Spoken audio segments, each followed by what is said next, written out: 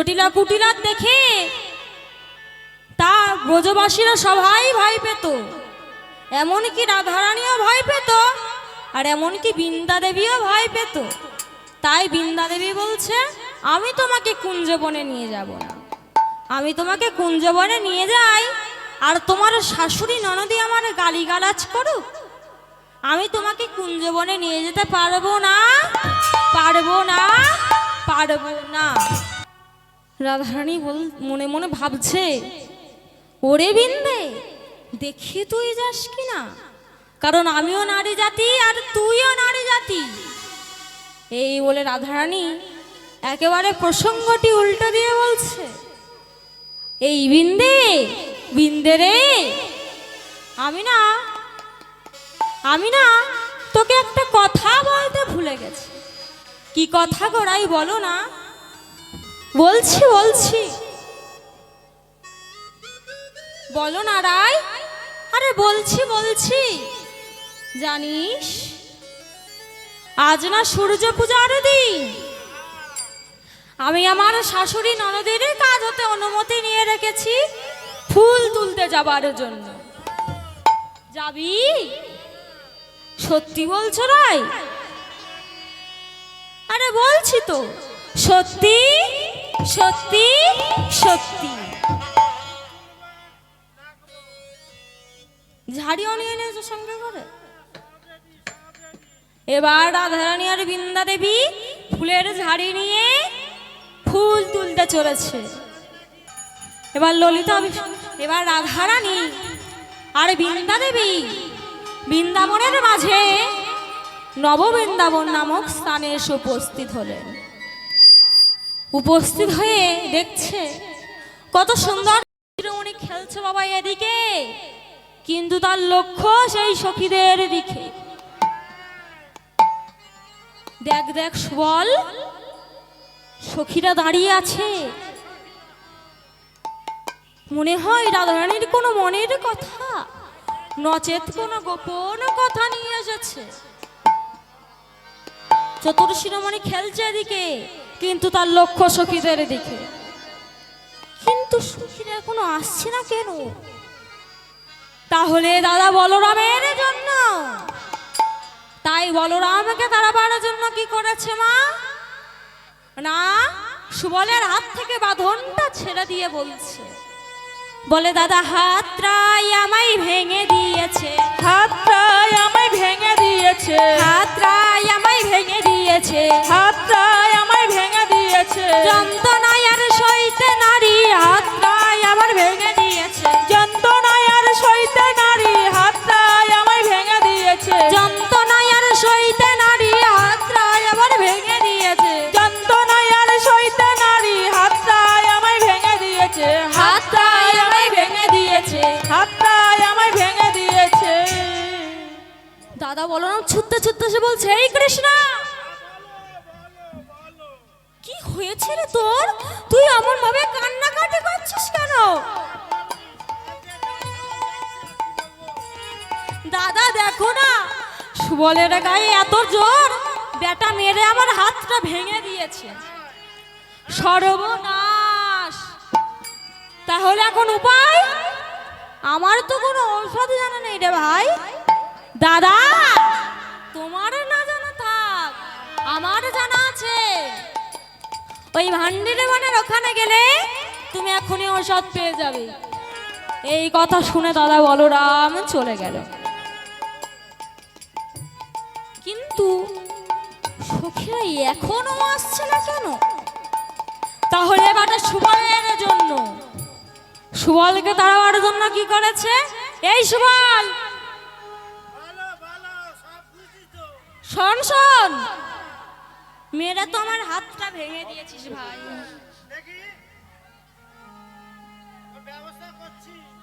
মেয়েরা তো আমার হাতটা ভেঙে দিয়েছিস। তা শোনো শোন সুবল, আমার এই ভাঙা হাড় জোড়া দিতে হলে একটু মধুর প্রয়োজন। হ্যাঁ রে কৃষ্ণ, তোর জন্য এই মাঠে বা বনের মধ্যে মধু কোথায় পাবো?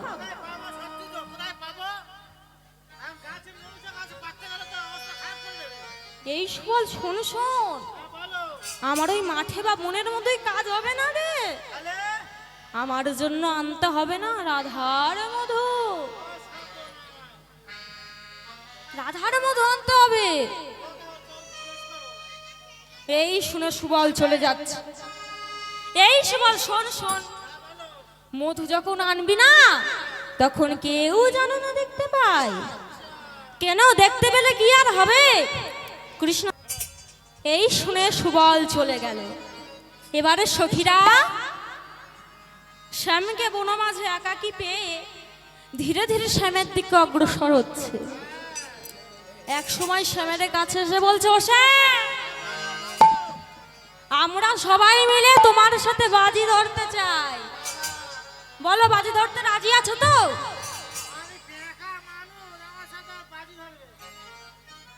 রাজি আছো তো?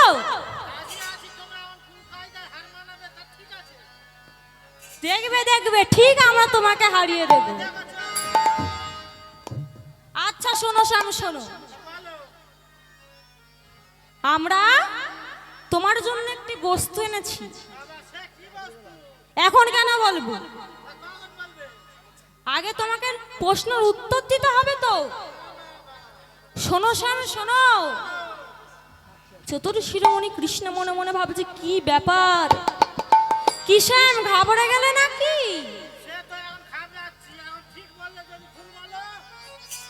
আচ্ছা শ্যাম, আচ্ছা দাঁড়াও দাঁড়াও। চতুর শিরোমণি কৃষ্ণ বলছে, তাহলে বেশ বেশ, তাহলে বাজি ধরতে রাজি আছি, কিন্তু বাজির শর্ত কি হবে? সখীরা বলছে, আমরা আগে বলছি। শোনো শ্যাম শোনো, আমরা আমাদের বিনোদিনী রায়কে বাজি রাখলাম, আর তোমাকে একটি প্রশ্ন করব। সেই প্রশ্নের উত্তর যদি তুমি ঠিক দিতে পারো তাহলে একটি ফুলের মালা উপহার পাবে। সহজ ধরবো কি কঠিন ধরবো এখন থেকে বলে দিলে খেলে কিনা? আচ্ছা শোনো শ্যাম শোনো, আর যদি হেরে যাও তাহলে এখান থেকে মাথা নিচু করে করে আমাদের রাধারানী যেখানে আছে সেখানে গিয়ে আমাদের রাধারানীকে আলিঙ্গন দিতে হবে। ও শ্যাম চলে গেলে খেলবে কার সাথে? এবার চতুর শিরোমণি কৃষ্ণ মনে মনে ভাবছে, আমি যদি জিতে যাই একটি ফুলের মালা উপহার পাবো, আর হেরে গেলে রাধারানীর আলিঙ্গন পাবো। ভক্তমণ্ডলী ভক্তিমতী মায়েরা, রাধারানীর আলিঙ্গন কি সহজে মেলে? তাই চতুর শিরোমণি কৃষ্ণ কি বলছে, ও গো জিতলে। চতুর শিরোমণি কৃষ্ণ বলছে, বেশ বেশ, তাহলে বলো তোমাদের কি প্রশ্নের উত্তর দিতে হবে। এবার ললিতা পাতায় মুড়ে যে বস্তুটি এনেছিল সেটি এক জায়গায় রেখে দুটি হাত কোমরে দিয়ে বলছে, আরে হাসত হাসত ললিতা কহত। চতুর শিরোমণি কৃষ্ণ বাবা বলছে, দেখো সখীগণ, তোমরা কি হাসত ঘাসত নাসত বললে? আমি কিছুই বুঝতে পারলাম।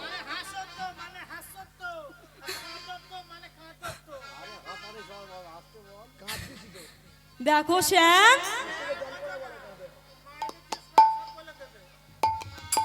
ও শ্যাম, ও হাসত ঘাসত মানে তুমি বুঝতে পারোনি?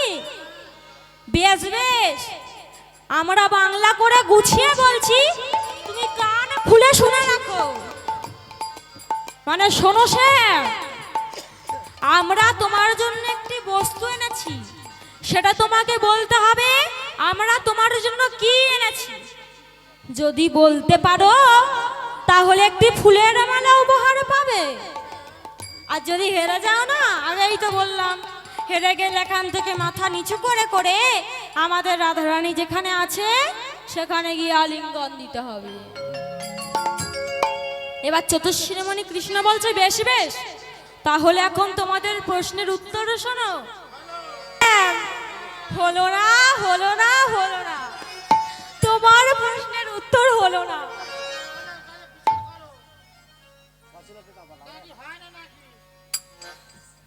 ও শ্যাম, হলো না হলো না, তোমার সত্যিই হয়নি। ও শ্যাম,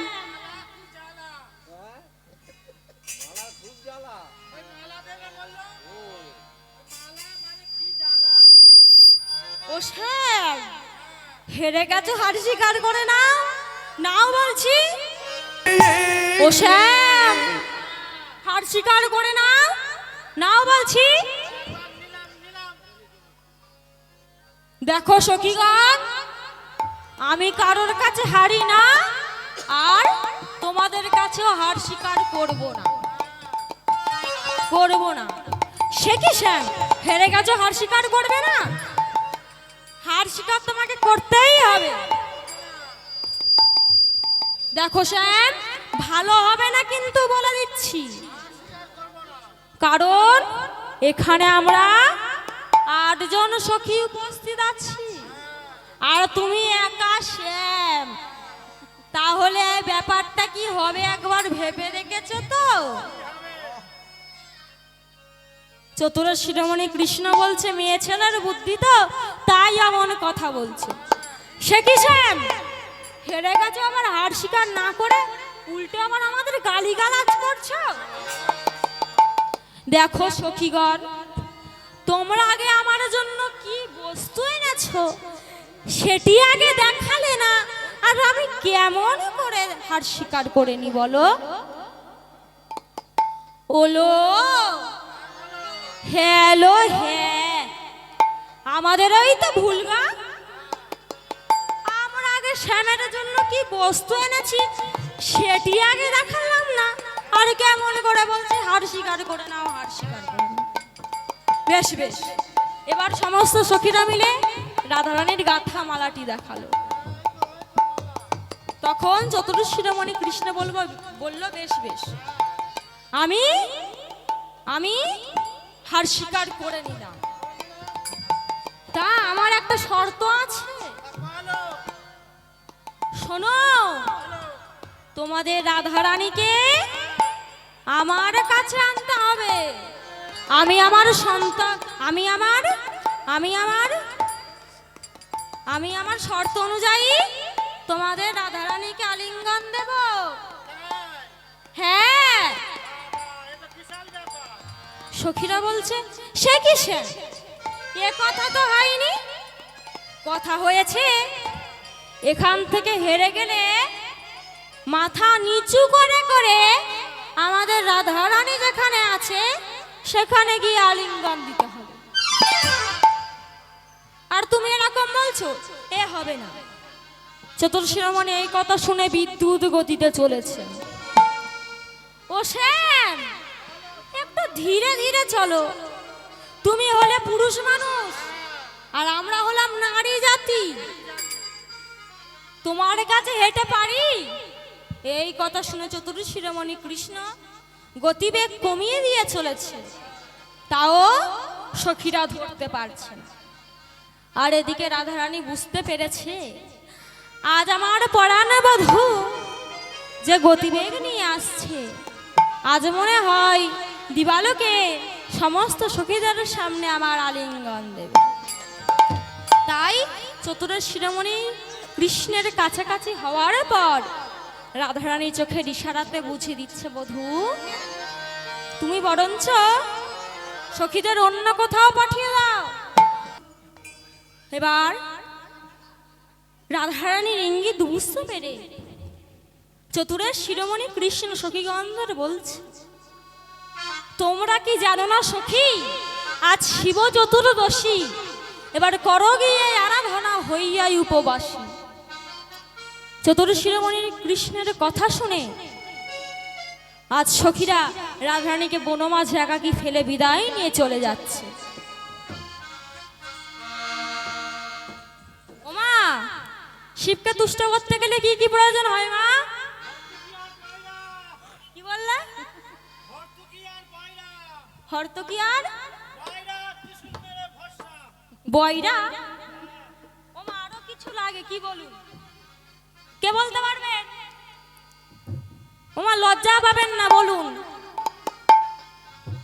লজ্জা, ঘৃণা, ভয় 3 থাকতে নয়, এই 3টে যার মধ্যে আছে সে কখনো ভগবানের চরণ আশ্রয় করতে পারবে না।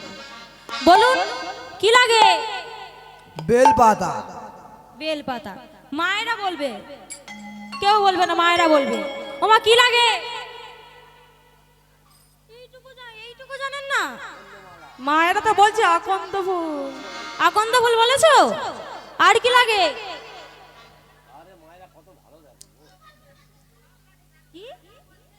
এখানকার মায়েরা সব জানে গো। বাবা বাবা। কি লাগে? ঠিক বলেছে। ওমা কি লাগে? বেলপাতা লাগে, শ্রীফল লাগে, সিদ্ধি গাজা, অনেক কিছু লাগে। তাই কি বলছে গো?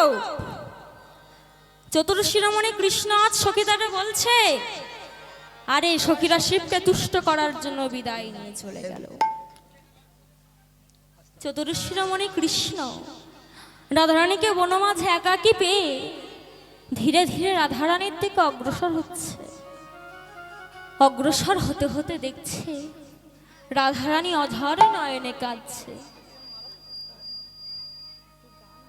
চতুর্শিরোমণি কৃষ্ণ বলছে, রাধে আমি তো তোমার এই রূপ দেখতে আসিনি রাধে, তুমি আমাকে সেই রূপ দেখাও রাধে, যে রূপ দেখলে আমার শত জ্বালা শত যন্ত্রণা সব মোচন হয়ে যাবে।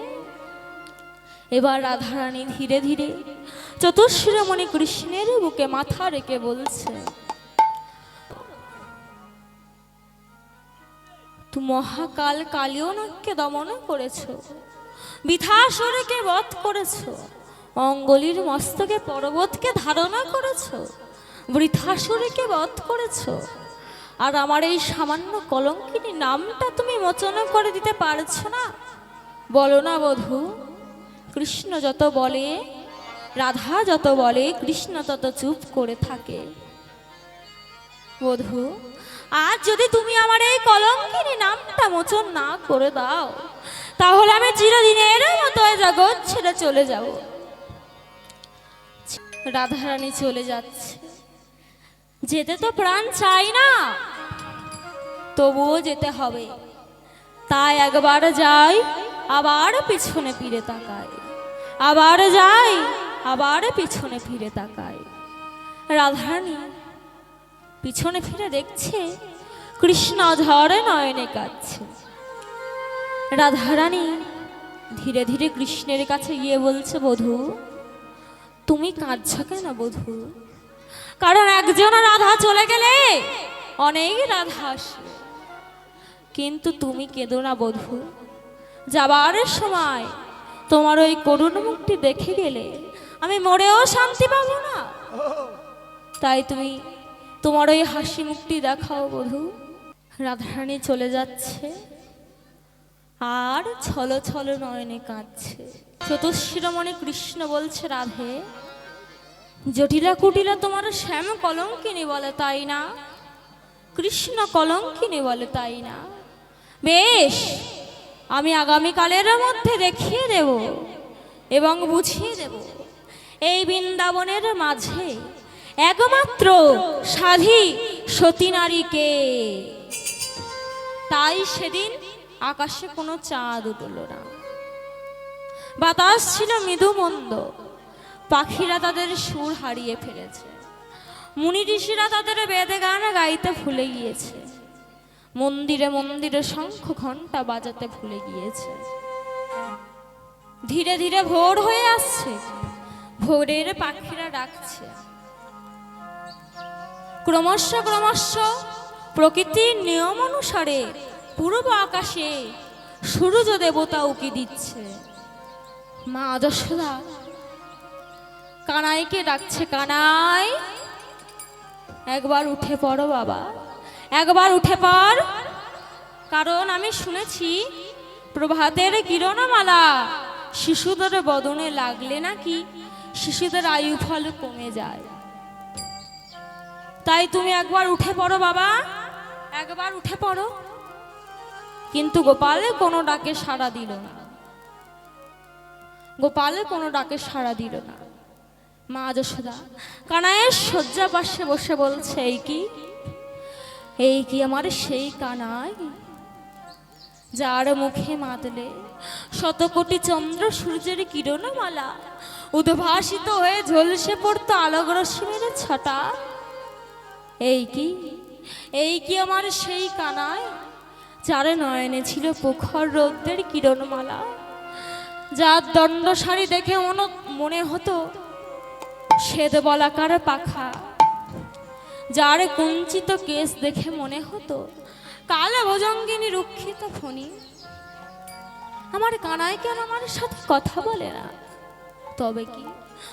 তবে কি আমার কানাই আর অবগত নেই? মা যশোদা বলছে, ওগো ব্রজবাসী, তোমরা কে কোথায় আছো দেখো না। তোমরা একবার আমার গোপালকে ডেকে দেখো না, আমার গোপাল আমার ডাকে সাড়া দিচ্ছে না। এবার সেখানে যে সমস্ত ব্রজরমণীর ছিল সবাই নন্দ ভবনে উপস্থিত হয়েছে। উপস্থিত হয়ে ডাকছে, গোপাল একবার উঠে পড়ো, একবার উঠে পড়ো, আমাদের ডাকে সাড়া দাও। কিন্তু গোপাল কোনো কথা বলল না। মা যশোদা বলল, বুঝেছি, কয়েকদিন আগে আমার গোপাল গোপীদের ঘর থেকে ননি চুরি করে খেয়েছিল বলে সেই অপরাধে আমি আমার কানাইয়ের কান দুটে ধরে শাসন করেছিলাম। সেই অপরাধে মনে হয় আমার কানাই আমায় ছেড়ে চলে গেল। ব্রজবাসীরা বলছে, ওগো আজ হতে আমাদের বৃন্দাবনে আর ফুল ফুটবে না। ফুলের সৌরভে ভ্রমরের দল গুনগুন করে গান গাইবে না। আজ হতে আমাদের গোপাল বিহন একেবারে অন্ধকারে পরিণত হলো। আর এদিকে গোপাল মনে মনে ভাবছে, আমি আর আমার মাকে কাঁদাবো না, আমার মা অনেক কেঁদেছে। তাই একজন যোগী তাই মা যোগমায়াকে স্মরণ করে মা যোগমায়ের কোলে পড়ে রইল কৃষ্ণের দেহটি। আর একজন যোগীর বেশ ধারণ করে নন্দ ভবনের পাশ দিয়ে চলে যাচ্ছে। আর সেখানে যে সমস্ত ব্রজরমণীরা ছিল তারা দেখতে পেয়েছে। দেখতে পেয়ে বলছে, ও মা যশোদা, আমাদের এই নন্দ ভবনের পাশ দিয়ে একজন যোগীরাজ চলে যাচ্ছে। আহারে, দেখলে যেন নয়নে ফেরানোই যায় না, একেবারে আমাদের গোপালের মতোই দেখতে। এই কথা শুনে মা যশোদা হন্তদন্ত হয়ে যোগীরাজের কাছে গিয়ে দাঁড়িয়েছে। বাবা যোগীরাজ, একবার দেখবে চলো না বাবা, একবার দেখবে চলো না, আমার গোপাল কেন আমার সাথে কথা বলে না? আমি এত করে ডাকছি, তবু আমার গোপাল আমার সঙ্গে কথা বলছে না। এবার মা যশোদা গোপালের কাছে যোগীরাজকে এনেছে। আর যোগীরাজ কি করেছে না, গোপালের নাড়িটি ধরে দেখছে। আর সেখানে যে সমস্ত সুন্দর সুন্দর ব্রজরমণীরা বসেছিল তাদের দিকে তাকিয়ে তাকিয়ে দেখছে। আর ব্রজরমণীরা বলছে, ওগো ব্রজরমণীরা বলছে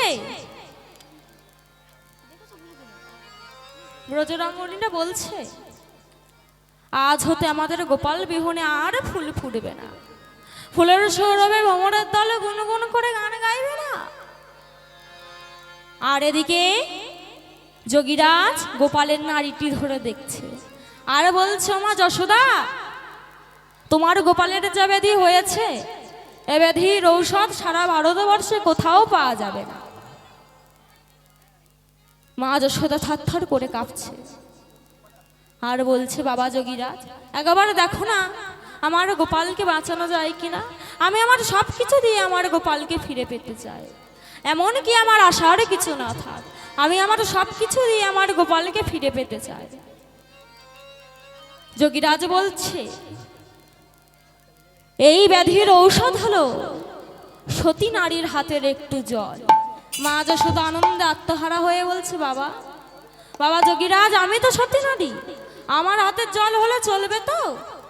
না, নিঠুর মা হলে চলবে না, নিঠুর মা হলে চলবে না। এইবার ব্রজরমণীরা মনে মনে ভাবছে, আমি যদি জল এনে দিই আর গোপাল যদি না বাঁচে, তাহলে আমি তো অসতী হয়ে যাব। মা যশোদা সেখানে যে সমস্ত ব্রজরমণীরা ছিল তাদের কাছে গিয়ে বলছে, তোমরা কেউ কি জল এনে দেবে? তোমরা কেউ কি জল এনে আমার গোপালের প্রাণ বাঁচিয়ে দেবে? ব্রজরমণীরা মনে মনে ভাবছে, আমি যদি জল এনে দিই আর গোপাল যদি না বাঁচে। আবার কেউ কেউ মনে মনে ভাবছে, আমি যদি জল এনে দিই আর গোপাল যদি না বাঁচে। আর সেই রমণীর মধ্যে একজন রমণী বলে উঠল, ও মা যশোদা, এই বৃন্দাবনের মাঝে আমরা দুটি সতী নারীকে খুঁজে পেয়েছি, এক হলো জটিলা আর এক হলো কুটিলা। এই কথা শুনে যশোদা আমার হন্তদন্ত হয়ে জটিলা ভবনের দিকে চলেছে। আর এদিকে কুটিলা সকালে ঘুম থেকে উঠে বলছে, ও মা শুনছ? তুমি জানো না সেই নন্দের বেটা কেষ্টা, যার নাম কানু? হ্যাঁ, তার মা সকালে ঘুম থেকে উঠে দেখে না কৃষ্ণ মরে কাঠ হয়ে গেছে।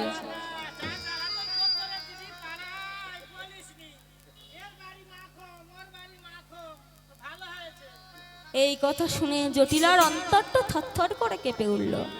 কিন্তু বহির জগৎ বলছে, বেশ হয়েছে, বেশ হয়েছে। তাহলে আমাদের বৌমাকে তো আর নজর পাহারায় রাখতে হবে না। বেশ হয়েছে, কৃষ্ণ মরে কাঠ হয়ে গেছে। আর এদিকে যশোদা জটিলার কাছে এসে বলছে, জটিলা, ও মা কুটিলা, চল গো চল, আমার গোপালকে বাঁচিয়ে দিবি চল। বলি, কেন গো, আমরা কি আর বদ্রিরাজ নাকি তোমার গোপালকে বাঁচিয়ে দেব?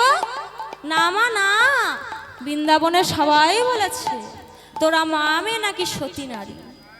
এই সতী নারীর কথা শুনে জটিলা কুটিলা অহংকারে আত্মহারা হয়ে মা যশোদার সহিত নন্দভবনে উপস্থিত হলেন।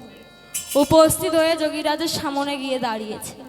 যোগীরাজ একটি সহস্র ছিদ্র কলসি দিয়ে বলছে, যাও, এই কলসিতে করে জল নিয়ে আসলে তোমাদের গোপাল প্রাণ ফিরে পাবে। এবার জটিলা অহংকারে আত্মহারা হয়ে কলসিটি কাকে নিয়ে জল আনতে চলেছে। আর এবার সেখানে যে সমস্ত ব্রজরমণীরা ছিল বলছে, হ্যাগা জটিলে, তুমি এই কলসিতে করে জল আনতে পারবে? তুমি না আমাদের রাধারানীকে শ্যাম কলঙ্কিনী বলো, কৃষ্ণ কলঙ্কিনী বলো, আর তুমি এই কলসিতে করে জল আনতে পারবে? জটিলা বলছে, মা বৃদ্ধা হয়ে গেছি, তাই জানি না কি ভুল করে ফেলেছি। তা কুটিলা, তুই এক কাজ কর, তুই এই কলসিতে করে জল নিয়ে এসে আমাদের গোপালকে বাঁচিয়ে দে। এবারে কুটিলা অহংকারে আত্মহারা হয়ে কলসিটি কাকে নিয়ে চলেছে, কেমন ভাবে? আজি কুটিলা চলেছে, কুটিলা চলেছে, কুটিলা চলেছে, কুটিলা চলেছে, অহংকারে মত্ত হয়ে কুটিলা চলেছে, অহংকারে মত্ত হয়ে কুটিলা চলেছে, অহংকারে মত্ত হয়ে কুটিলা চলেছে, অহংকারে মত্ত হয়ে কুটিলা চলেছে, ওই অহংকারে মত্ত হয়ে কুটিলা চলেছে, অহংকারে মত্ত হয়ে কুটিলা চলেছে, অহংকারে মত্ত হয়ে কুটিলা চলেছে, অহংকারে মত্ত হয়ে কুটিলা চলেছে, কুটিলা চলেছে, কুটিলা চলেছে, কুটিলা চলেছে। কুটিলাও জল আনতে পারল না। বাবা যোগীরাজ, তাহলে এখন উপায়? মা, আমি যোগীরাজ, কিন্তু আমি জ্যোতিষী শাস্ত্র গণনাও জানি না। আচ্ছা মা, এখানে তো আপনারা অনেকজন বসে আছেন, বলুন তো 2 অক্ষর দিয়ে 5টি রমণীর নাম কে বলতে পারবেন? কে বলতে পারবে না? আমি বলে দিচ্ছি, হীরা, গিরি, গৌরী, বালা, সুধা। ওমা, হীরার প্রথম অক্ষর বাদ দিয়ে দিন, তাহলে কি থাকে? রা থাকে। আর সুধার প্রথম অক্ষর বাদ দিয়ে দিন, তাহলে কি থাকে? ধা থাকে। ধা থাকে। আছে গো যোগীরাজ আছে। ওই যে এই দুজনে আগে জল আনতে পারলো না, ওদের বাড়ির বৌমা এই শুনে, এই কথা শুনে মা যশোদা আমার অন্তদন্ত হয়ে রাধারানীর কুঞ্জের দিকে চলেছে। আর এদিকে রাধারানী আপন মনে মালা গাচ্ছিল। এক সময় সুচিত্রা নামক একজন সখী এসে বলছে, হ্যাঁ গো রায়, হ্যাঁ গো রায়, কার জন্য গো তুমি এই মালাটি গাচ্ছ? বলো না কি হয়েছে রে চিত্রা, বল না রে কি হয়েছে? এই বৃন্দাবনের সবাই এই খবরটি রেখেছে আর তুমি এই খবরটি রাখোনি। আজ আমাদের বৃন্দাবনের চাঁদ বৃন্দাবন বিহারী চিরদিনের মতো এ জগৎ ছেড়ে চলে গেছে, আর তুমি এই খবরটি রাখোনি। এই কথা শোনা মাত্রই রাধারানীর হাত থেকে সঙ্গে সঙ্গে মালাটি খসে পড়ে গেল। বধূ, এ তুমি কি করলে বধূ? তুমি তো একদিন বলেছিলে আমরা দুই দেহ এক আত্মা, তাহলে কেন তুমি আজ আমাকে একাকী ফেলে চলে গেলে? বলো বলো, কেন আমাকে পাগলিনী সাজিয়ে চলে গেলে?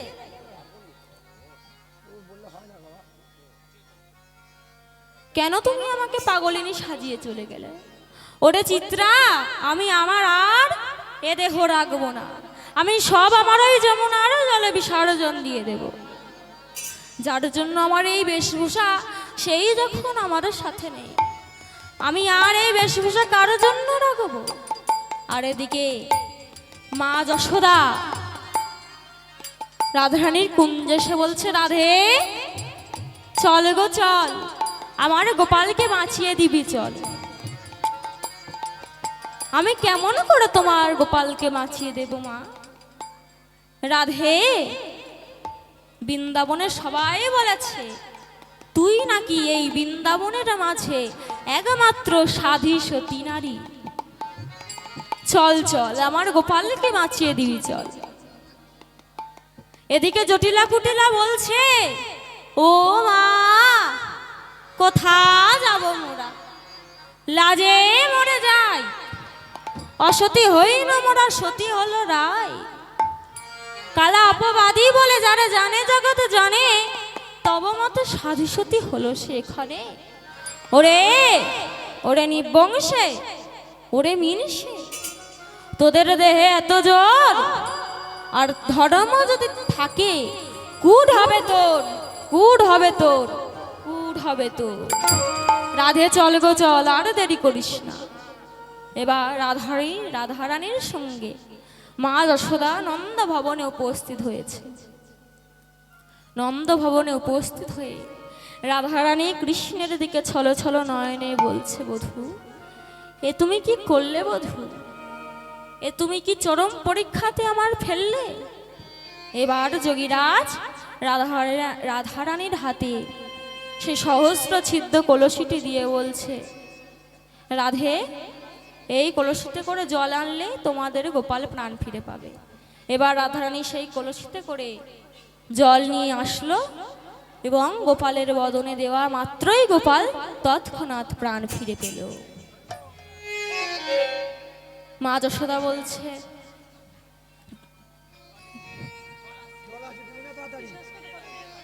যোগীরাজ বলছে, মা যশোদা রাধারানীর হাতে রন্ধন খেলে তোমাদের গোপালের আয়ু বাড়বে, তাই রাধারানী ক্ষণিকের মধ্যে 36 পাক 56 ব্যঞ্জন তৈরি করে কালা তখন রন্ধন করি শ্যামেরও খাইলো।